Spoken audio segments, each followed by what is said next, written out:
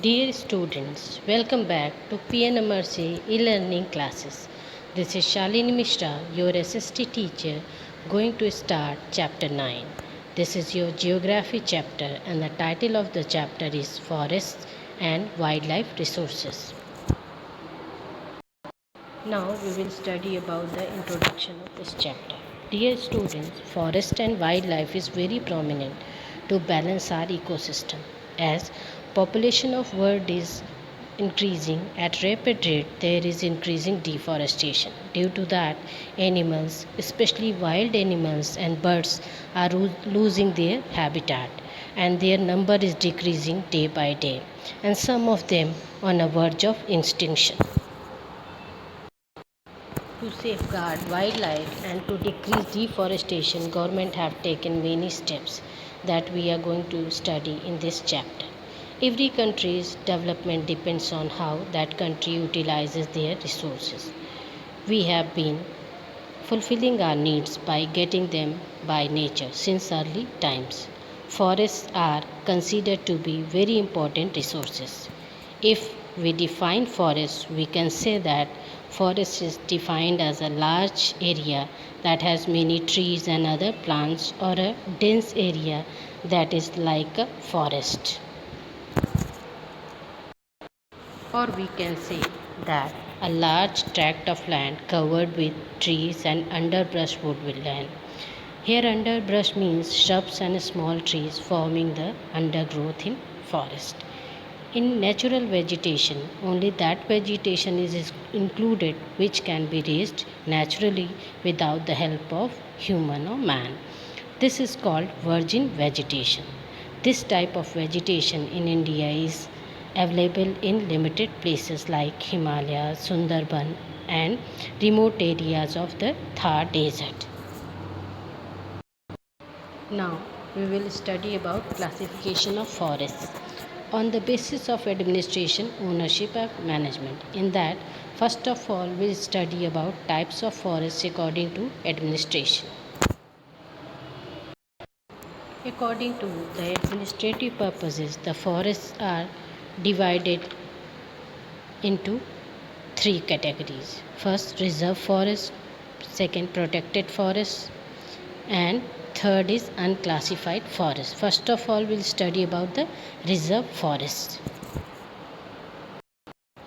First is reserve forest.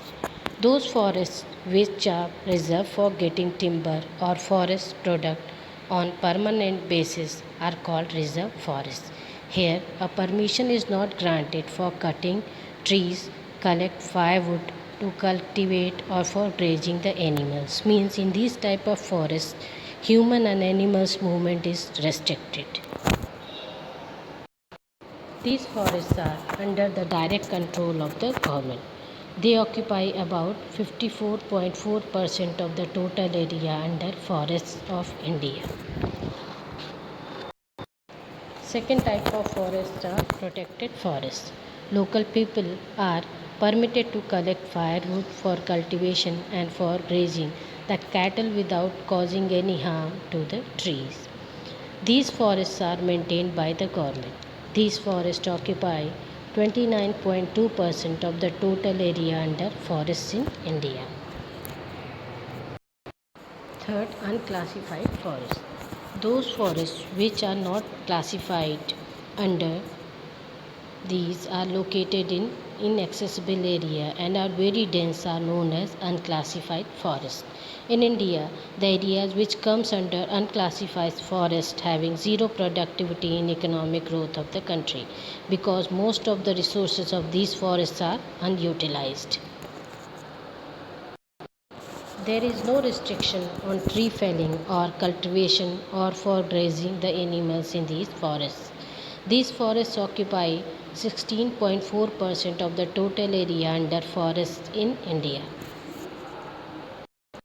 According to ownership and management, forests are of three types: state forests, communal forest, and private forests. First of all, we study about the state forest. These forests are controlled by state or central government. Most of the forests in the country are of this type. Second, communal forests. These forests are controlled local self-governments like by Gram Panchayat, Taluka Panchayat, District Panchayat, Municipality, Municipal Corporation, etc. Third is private forests. These forests are owned by individuals. Most of such forests have become barren. Such forests are found in Odisha, Meghalaya, Punjab, Himachal Pradesh, etc. Dear students, in next video we'll take next topic deforestation and conservation of forests. Thank you.